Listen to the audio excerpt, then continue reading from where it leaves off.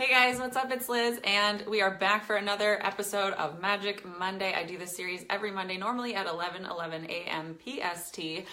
Today we are hopping on a bit early because my friend Jen, who we are bringing on today, had to, but she is so worth it. I'm so excited to chat with her to share what she has built through Instagram and how she's used video to help grow her business. So get Jen on here real quick. What's up, Jen? Hi.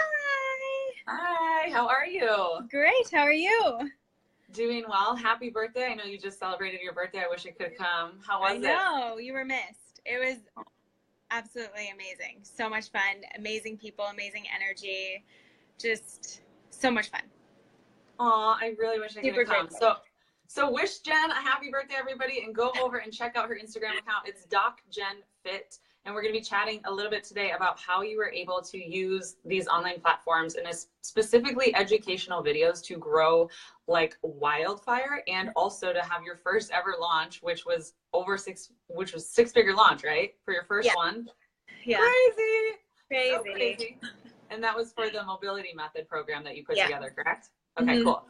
So for those of you who don't know, Jen is a physical therapist. You're a doctor of physical therapy, and you create these educational videos on Instagram to help people with mobility, injury prevention, and other things. So, but give everybody kind of just like a taste of who you are and how you got into doing this and how social media has helped to change your business entirely.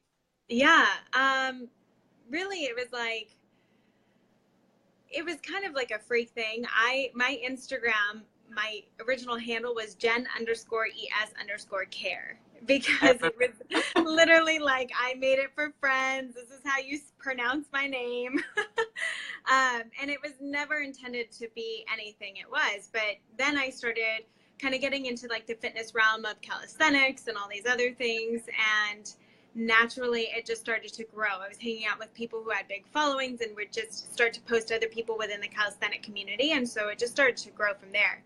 But then I graduated grad school, and I was like, I don't care about this. This is just like a little for fun thing. And I kind of pushed it off to the side until someone was like, hey, you should probably like start talking educationally and like push that you actually have some knowledge. And I was like, I don't know how people are going to respond to that. But then once I started to, like, completely took off, and it blew me away, because starting as a fitness page, you have no idea how people are going to respond to something different. And just continue, and just like switching that completely over was crazy. But as soon as I did, I started to get amazing feedback. People started to watch the videos a lot more, and I was like, okay, I think I actually have something that could help people now. Yeah, no kidding. And you're like one of the smartest people that I know when it comes to physical therapy. You've done some work on me. I had a neck injury, and Jen super helped me with like some exercises and things like that. And I consistently go to your page is one of the ones that I go out of my way to go check on, because I want to see like if I ever have anything that I want to work on, or if I want to work on my handstands. You can help people with tons of different things. You're a handstand queen. And I remember when, I think the first time I met you was, we were on a rooftop in LA at a fitness event, and you were over on the canes doing handstands by the photo area. Of course I was. Yeah, of course you were. And I came up to you, do you remember this? And I came up and I was like, yep, I'm like your biggest fan. Yeah. I've been fangirling since day one. I remember when it was Jen S. Care. And I think that switch in branding over to DocJenFit was one of the smartest things you could have done, for sure. Because now it tells people what you're doing. It tells people who you are and what you're all about. And if you guys haven't seen her Instagram account, go over there. It's at DocJenFit. And check it out. She does these incredible educational videos, and you get messages every single day from people that are like, thank you so much. This helped me so much. And how rewarding is that? Like, how cool. It's unbelievable. And honestly, when I got started, I was only like maybe 6 months out of physical therapy school, maybe a little bit more. So I was like, I really had this like complex of like, I don't know anything enough. What if my mentors say something? What if I say something dumb? Like, it was very much like, I don't know that I have what it takes to provide the information. And, but the more feedback that I continue to get, and the more I realized, like, it doesn't have to be this really complicated thing, especially the more that you make it relatable to what someone can understand, the more helpful it becomes. Because when you try to make it too fancy or too like you lose people, you know, if you're using too big of technical terms and all these other things. So it was like, it really meant something to me because it confirmed that, okay, I do have some knowledge that can help people no matter what journey I'm on. I'm always going to continue learning myself, and, you know, just kind of getting out of my own way to be able to do that. Yeah, one thing that I always tell clients or people in our communities who are creating video content is, or even just blogging, the internet likes, and social media likes content that's written at a fourth grade reading level because it's 100%. Easy to understand. Yep. It's easy to understand. We want things that are fast, easy, and what's the word I'm looking for? Specific. So what you've done with your videos is make them very specific. So she'll do like something like, oh, if you want to work on, you know, shoulder mobility, here's 3 exercises you can do in order to do that, right? Yeah, it's super cool and it's super helpful. So how else has video helped you transform your business? Because when you first started this, you were still working full-time as a physical therapist, and you are now still treating clients here and there, but you've also created this incredible online source of income. So talk a little bit about that and how these educational videos helped you do that. It really just, the more that I continue to put out content and consistently every day, the more I got people to reach out to me. And then, you know, I have people follow me from all over the world, but people who were specifically in LA were reaching out to me, wanting to work with me. I started having people come into the office who were paying cash, which of course I don't see because I'm getting paid my hourly rate. And they're paying cash to come see me, or asking to see me on the side. And I'm like, I don't have time for this. I'm creating content on social media, and then I'm working full time. And I just realized, and then I started getting other opportunities like shooting for a magazine or doing other things where I was like, you know what, I have a career, so I can come back to this at any time. But if I don't take the leap right now and just see what would happen, see how, if I can help people outside of just a clinic, you never know what's going to happen. So I just kind of decided one night, I was like, I'm quitting. And I texted my bosses and I'm like, we need to speak Monday. I gave them a week and I was out of there. And it was really just, it was so rewarding and refreshing to be able to know that I can step in and do my own thing. And as soon as I did that, it was immediate feedback that this was my right path. And then it was like, okay, I was treating all day long and that was amazing. But I was also getting a little burnt out because when you're treating one-on-one now, it's so much more energy than being in a clinic. Being in a clinic, though you might see more people, it's like kind of turnover at a fast rate. You don't really get to dive in as deep as you do one-on-one. And so doing that, it was just becoming, as rewarding as it was a little bit draining. And I knew I wanted to do more. There was something else that, like, I'm reaching people with my Instagram videos, but are they really getting that much help? And what else can I be doing? And so I had to step back from the energy I was putting in one-on-one to be able to say, what can I create outside of this, and put my energy into that as well. And so I slowly started backing off. I could super relate to that. It was the same thing for me as a personal trainer, like doing the one-on-one stuff. Group classes were great because I could help, 20, 50 people at a time. But then working one-on-one with clients, it is draining. It's like a lot of energy. And not that there's anything wrong with that. And I love what you said about you can always go back to that. So that's a really, really smart thing to always have a plan B that you can jump back to. And one thing I've seen a lot of people stepping into the online space, they're like, well, I just hate my job. I don't want to do it anymore. And so they quit altogether, and then they don't have any income. And so it's like that you put yourself in a really vulnerable position when you do that. So you did it a really, really smart way where you can always go back to that. You still have the skills and credentials that you could always return back to a clinic if you wanted to. You don't need to anymore. Right. You're working hard on that online income, but you always have the option. So Gwen wants to know, have you used things like Clearside or LinkedIn in tech for videos? Have you tried that? I don't know what those are. I mean, I know what LinkedIn is, but have you pretty much you've gone mostly with Instagram, right? To build your following. Yeah. I didn't have the energy to put into something else. Again, I started in grad school, so I barely had the energy to do Instagram for that. And then once I graduated, it was, I was working full time. So being only focused on one platform was enough for me. And I just didn't have the energy to put it somewhere else.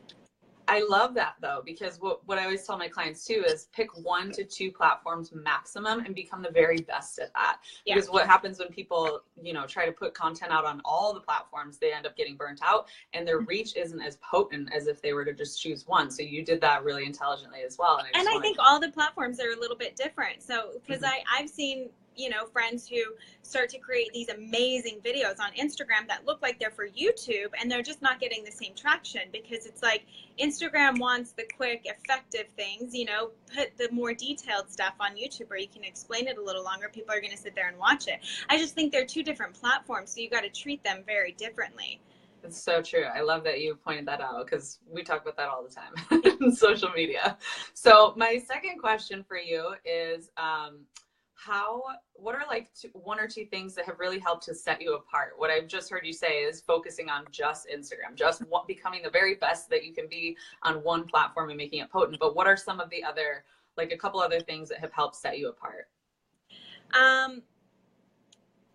I think I would say that it has a lot to do with the consistency on that one platform that I was on. And I continue to kind of look and observe what is going to catch my eye, let alone what's going to catch someone else's eye. And what are people responding to? So it's like, it's huge. And just like listening in, what's getting more views? What are people asking about? And just like listening in and tuning in is a huge way to just be able to provide without having to think about it as much. Like I knew when I was going to put something that was more related to mobility, people were going to respond to it. Where when I put things that were a little more technical or more towards strength and specifics, people didn't like it as much. And that's just what it was. Some mobility videos, I was like, this is dumb. This isn't going to do very well. And then all of a sudden it's like 1 million views. I was like, what? So you just never know. But tuning in and starting to listen to those little feedback of what's getting more views, what's getting more comments, and what are people asking was huge. And then beyond that, it's like, be open to collaboration as well. Reach out to people, chat with people who are in your same realm and see what you guys can do. Just supporting someone else, just by commenting, just by liking, is already going to open the door to potentially having something happen with you too. I love that. I love that. Yeah, we did that too in the beginning, and it was a big game changer. We did a couple blog swaps with some other recipe bloggers, and it super helped because they have their own little community. We had ours, and we kind of like swapped people. It was very cool. It was very cool. I love that. I think that's kind of how I did that with you too. That's how we got to be friends. I mean, yeah, in ALA. Cool. Well, that's really, really awesome, Jen. And so what I just heard you say was you listened to your audience. You really paid attention to what are people engaging in. And then the second step of that I want to acknowledge you for is you listened to that information, that feedback, and you actually created a program around what people were engaging with the most. So you have your mobility method. Talk a little bit about what that is and how people can get involved with that. Yeah. So that I really made because it's something that I truly believe in. It's like, and it's the easiest thing to be able to relate into someone else's body. That's going to make a huge difference. Because when we start to tune in and to listen to what our restrictions are and understand that our body is very unique. And that's what I wanted to create. It wasn't going to be something that was like, okay, day 1, you do this. Day 2, you do this. Because I believe that we have very unique bodies. We have very unique restrictions. And you being able to assess it yourself. So there's a whole assessment screening tool as well.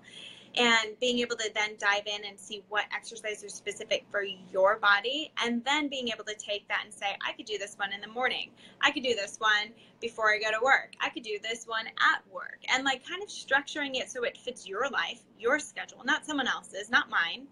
And it becomes your own practice. And having a toolbox where you can always refer back to. That's what I wanted to create for people. So again, some people don't like it. They want that, the day by day. Tell me what to do, but I just don't believe in that. I believe in being able to create something that works for your body and is going to be the most functional in your life. And so that's what I created. And right now people can get a taste out of it. I actually have a free mobility challenge that started today. Yay! And it's completely free. And for everyone who participates, I'm donating back to Pencils of Promise. This is my birthday gift. So I would love people to kind of hop on, explore your body, get a little free taste, and it goes to charity. Oh, that's so awesome. So is that the Move for Purpose challenge that you have Yeah. going on? Yeah, cool. So check that out, you guys, on Instagram. Martin wants to know, are influencers worth the money? It's kind of vague, but what are your thoughts on that? You know, I think it depends. And that's what people like to say all the time. It's like, oh, well, you know, I put my product with an influencer and they didn't get the return on investment that I specifically wanted, so it's not worth it. But you also have to think people don't buy until it's in front of their face at least 7 times. And people forget about that. Like, oh, this influencer is going to rep my product and I'm going to get all this income. But it doesn't work like that. Like, an influencer has to truly embody it. You have to let them run with it for a while and kind of show it in people's faces that this is true to them, and it'll be true to their influencers or to their audience. And it's about brand awareness that you're paying for, which is free marketing. Well, hopefully you're paying for it, but that's marketing on a huge level. It has to be in front of someone's face time and time again. So if you work with an influencer once and you're like, that didn't work, I think that's unfair to say. Mm-hmm. Yeah, I would agree with that. It's kind of like running commercials. Like, we see commercials over and over and over again. It plants a seed in our subconscious mind, so that next time you see that, or next time you think of, if you've seen a Domino's commercial 100 times, next time you think of pizza, you're going to think of Domino's, right? Yeah. So yeah, I super agree with that. It's hard to quantify those things. It's definitely hard to quantify those things. But that we do have some tools and things like that for analytics tracking. Yes. That can be very useful. So what do you love? What else do you love about being an influencer? Because now you're full-time, right? Like, you've gone full-time officially. Basically, I still, like, today I'm going to see like 5 clients. So I still work 1 day a week because it gives me something different than I can give online. But, you know, it's amazing to be able to know that you've touched a whole audience that's around the world. Like, literally, I wouldn't be able to reach these people any other way, and have them have the feedback of like, my back pain went away, or this happened, no more shoulder pain. And it's like, I didn't have to see you. I didn't have to touch you. You were able to dive into your own body and create that yourself. Like, that is so powerful to me, to know that you just took responsibility for your own body. That's everything. That's my mission. That's my goal, is to empower everyone to dive into their own bodies. And so to know that people are doing that without me having to tell them, without me having to force it, is amazing. And that's always PT's number one complaint, is like, my patients don't do the work. Well, why? Mm-hmm. That's not your patients. That's you. I love that. I love that. So I'm curious too. I have one more kind of follow-up question to that. If you were to go back and start all over, or say you're just getting started, you're just starting to create content, what would you say for people who are in that state, that you now know of where you're at now versus where you were at before? What has been what is the one thing that's like the juiciest thing that you would really want to know back then? Does that make sense? I would want to know email marketing. Email marketing. Okay. Because I literally started that like a month before I launched. I had zero idea what real online marketing meant. I only knew social media, and I know a lot of friends who like have not done successful launches because they assume that it's all going to come from social media, and it just doesn't work that way. Again, email marketing, you guys, is the way that you get your products showing up in front of people's face 7 to 8 times, so that you can remind them, hey, here's some new content that I made. And also, if you like this, then you're really going to like this product that I made. Just a gentle reminder. It's still there for you, waiting for you to buy it. Like, it's still available. Plus, it's like your engagement for your open rate for your emails is probably way higher than your engagement in social media.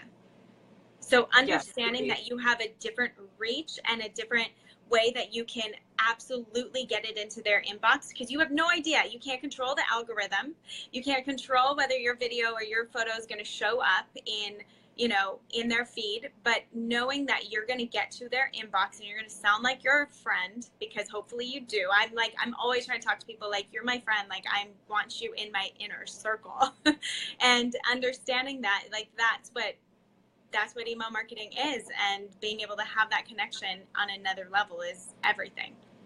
I love that so much. And it's so true. We always talk about social media is great and all to find people and create content and build audiences on the front end. But if you don't have that back end system in place that's following up with them, the only thing you actually own is your email list. It's the only thing you actually own. You don't own all those followers on Instagram. Instagram owns that. Yeah. Right. So at any day, like Instagram can be like, well, we don't like DocJenFit anymore. Bye. We're going to just shut this account down. And it feels like that happens often. Yeah. Why are people watching it? Yeah. Yeah. Well, never, I hope that never happens to any of us. But there's a risk with it, right? Whereas your email list, you own your email list. That's your way to get in touch and follow up with the people who've raised their hand for more information based on the content that you're creating. So I love that you said that. That is the number one most important thing. So don't skip that part, you guys. Okay, last but not least, Jen, I want you to talk a little bit more about Pencils for Promise and how you're using all of this influence to impact the world on a much deeper level. Because that's, at the end of the day, you can help you're helping people with their bodies, you're helping them move better, avoid pain, all of that. And that's incredible. It's amazing that you're able to do that using these platforms. But talk about how you're then using that influence and the income that you're generating to then give back on an even bigger way through Pencils of Promise. You know, Pencils of Promise is an amazing organization that they build safe schools in developing countries. And this is huge because a lot of people just don't have access to like real schools, like a roof over and actual running sinks and water and bathrooms. Like that is just not a thing in most developing countries. So understanding that they have now a place that they can go and have safe schooling is everything, because oftentimes in other countries, in developing countries, they end up dropping out because it's just not even worth it. And then they're like, well, I need to, you know, sustain the money for my villages and do all this, but they don't have an opportunity to go deeper into a city. So giving them the opportunity and the choice, like it's all about choice, right? Are you going to absolutely change anything? You don't know, but giving people an option now of having a school, like that's what we have. So being able to provide that for other people is amazing. And not only are they doing that, but they're re-educating the teachers so that they're so that they're implementing programs that are effective and actually helping the students. They're implementing technology because they believe that that is a part of literacy. If a student were to go into a city and didn't know how to use a phone or an iPad, they'd be lost. So they're really implementing these hygiene programs, these sanitary programs, these technology on a whole other level than these villages usually see. So it is hugely impactful. Their gratitude and appreciation for Pencils of Promise coming in and making a difference is unbelievable, guys. So that's my gift for my birthday. I want to give to you a free mobility challenge, and you don't have to donate a dime, like not anything. I'm going to donate everything. All you have to do is hashtag move for purpose, and for every hashtag I see, I'm going to donate. Yay! I love that. You guys, this is huge. So this is the power of social media and educational videos on these platforms, and taking a little bit of effort, taking some time to create content that's not only serving your audience, but how you can then use that influence that you're building, use that business that you're building to then go on to impact the globe on a much more meaningful and greater level. And I'm so honored to know you, Jen. You are such a wonderful person, and I'm just like so blessed to call you a friend and a colleague, and I support you 1000%. So you guys, where can we'll post all this in the comments for you guys below. I'll come back in and drop the links for where you can find Jen, but just let them know one more time where they can find you. Yeah, so I'm always on Instagram, DocJenFit. I try to answer all my DMs. I'm not perfect, and it's really hard. Sometimes it'll take me like a month, but I'll get to it. So I really try to get back to you guys, to communicate, to make sure I'm in contact, because I want to connect with you. That's what this platform is about, and I want to have that connection with everyone. So DocJenFit on Instagram. I do repost to Facebook, so I'm on there, and I'm trying to be better about getting on YouTube. You will be. I need Liz's help for that. You will be getting on YouTube. So yes, I will be getting on YouTube. That's DocJenFit as well. And if you go to my Instagram right now, you can find the link for the challenge. It's completely free. It just takes 10 minutes of your day to be able to start to learn about your body, really relieve pain, aches, stress, all the things. Okay, awesome. Thank you so much. Yeah, we're going to definitely, you guys, this would be a really cool thing if you go over to her YouTube channel this year. By the end of the year, we're going to start working on Jen's SEO strategy. You already know that's coming, so we need to get that in the books. So if you want to watch a channel grow from scratch pretty much and use some of the strategies that we're teaching our clients, make sure you head over there and subscribe and follow her, DocJenFit, on Instagram. Check out the mobility challenge and see how you can help support the move for, it's the number 4, not the word 4, move for purpose on Instagram, the hashtag.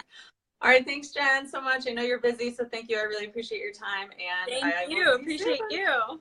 Bye. Bye.